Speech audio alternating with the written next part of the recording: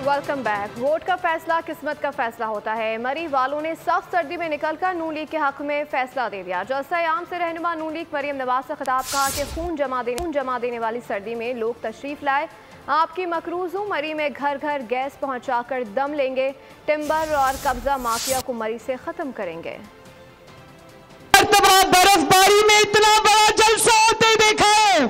इस खून जमाने वाली सर्दी में, बर्फबारी में आप सब लोग आज इस जलसे में नवाज शरीफ को देखने, उसके साथ अपनी सपोर्ट का इजहार करने तशरीफ लाए हो। मैं आपकी सिर्फ शुक्रगुजार ही नहीं, मैं आपकी मकरूज भी हो गई हूं आज। बहुत बहुत शुक्रिया।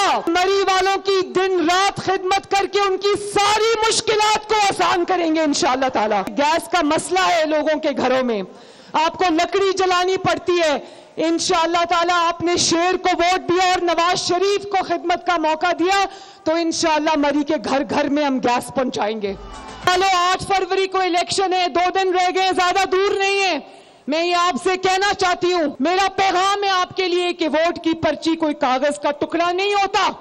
सोच समझ कर वोट डालना मेरे भाइयों, क्योंकि वोट की जो पर्ची होती है वो आपकी किस्मत का फैसला होता है, आपकी तरक्की का फैसला होता है, आपकी आने वाली नस्लों की तरक्की का फैसला होता है।